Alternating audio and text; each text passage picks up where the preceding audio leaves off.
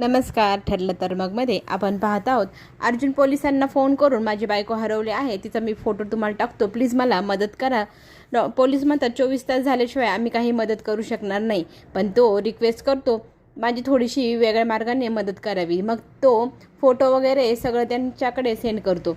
तेव्हा प्रिया म्हणते याला खूप घाई आहे पोलिसांना बोलवण्याची, आता काहीतरी आयडिया करावी लागेल. मग ती अस्मिताला म्हणते माझ्यासोबत चलतेस का, मला तुझ्याशी निवांत एक गोष्ट सांगायची आहे.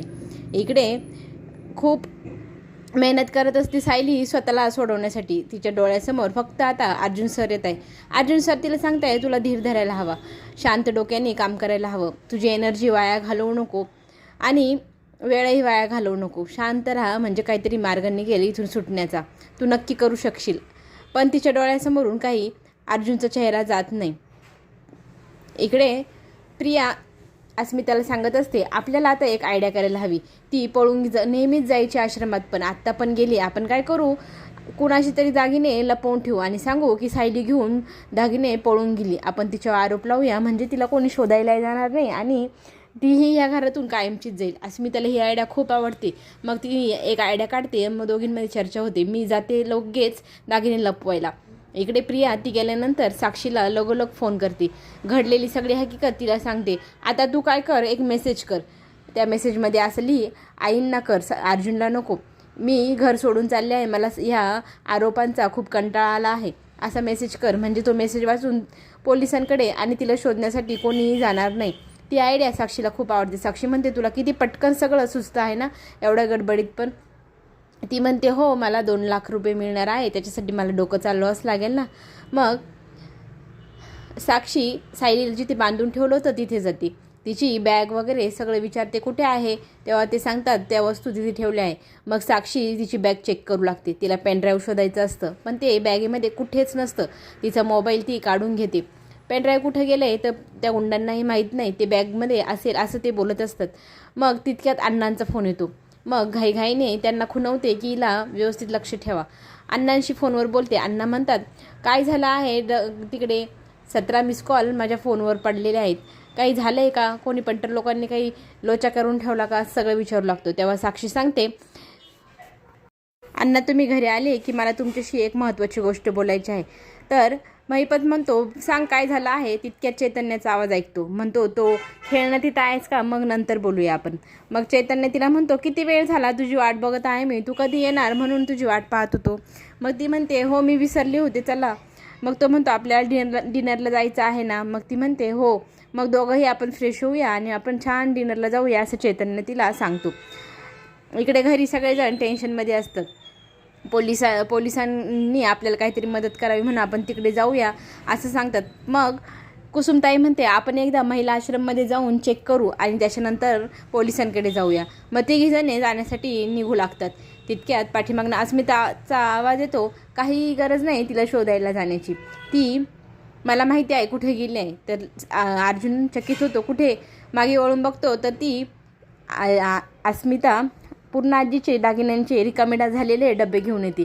आजीसमोर ठेवते आणि आजीला सांगते आजी तुझे सगळे दागिने इथून लंपास आहे, हे सगळं रिकामा आहे. मग याचा अर्थ कळतोय का काय. आजी म्हणते नाही. मग प्रिया म्हणते ती फ्रॉड निघाली, ती फ्रॉड तुझी अर्जुन बायको हे सगळे दागिने घेऊन पळून गेली. आजी खूप घाबरते. आजी देवाकडे प्रार्थना करते असं काही होऊ नये, दागिने कुठे गेले असेल. मग प्रताप म्हणतो तुझ्याच रूममध्ये असेल, आपण तिथे जाऊन चेक करूया. आणि तेव्हा अस्मिता ती आजीसोबत निघालेली असते. कल्पना म्हणते सुमनलाही न्या, तिलाही बघू द्यात तुम्ही कुठे झरती घेत आहे, दागिन्यांचे कुठे पडले असतील. मग नाना प्रकारचे अस्मिता बोल लागू लागते. तुझी बायको फ्रॉड आहे, तुझे दागिने घेऊन निघून गेली, ती भामटी होती, असं सगळे काही आरोप लावत असते. अर्जुन तिला म्हणत असतो तिच्याबद्दल मी एकही शब्द वेडावाकडा ऐकून घेऊ शकणार नाही. कुसुमही तिला म्हणते माझी सायली खूप निरागस आहे, असं काही करणं ती शक्यच नाही.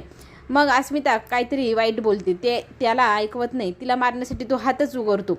हात उगारल्यानंतर तितक्यात पाठीमागनं आजी येतात. आजी म्हणतात हे सगळं खरं आहे, माझे दागिने रूममध्ये कुठेच नाही आहे. याचाच अर्थ सायली ते दागिने बेलाची पानं आणायला म्हणून गेली आणि तिकडंच घेऊन फरार झाली.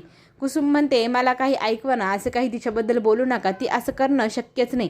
प्रतापही अर्जुनला म्हणतो ती बाई फ्रॉड निघाली, तुला फसवून आपले दागिने घेऊन पळून गेली, तिच्यावर विश्वास ठेवू नको. प्रिया तिची आयडिया लावते. साक्षीला पटकन मेसेज करते, अगं तू मेसेज टाकायचं विसरलीस का, पटकन टाक. इथे सगळेजण मेसेजची वाट बघत आहे. आणि चैतन्य म्हणतो, हॉटेलमध्ये गर्दी दिसते, मी जाऊन पुढे पाहून येतो. मग साक्षी फोन चालू करते. त्याच्यामध्ये आईंचा नंबर बघून त्याच्यावरती मेसेज टाकायला सुरुवात करते. मेसेज इकडे कल्पनाला आलेला असतो. कल्पना लगेच अर्जुनला दाखवते, सायलीचा काहीतरी मेसेज आलेला आहे. मग अर्जुन तो मेसेज सगळा पाहू लागतो. मेसेजमध्ये असं लिहिलेलं असतं, माझ्यावरती रोज वेगवेगळे प्रकारचे आरोप होत असतात, मला कायमचं घर सोडून निघून जायचं आहे. तुम्ही आई मला समजून घ्या, माझी वाट बघू नका, यापुढे आपला संबंध कायमचा संपला. हे सगळं ऐकल्यानंतर घरातल्यांचं मनच लागेना. हे करणं सायली शक्यच नाही. सगळेजण घाबरतात. पूर्ण आजी म्हणते, प्रताप आपण पोलिसांकडे जाऊन कंप्लेंट करून येऊ.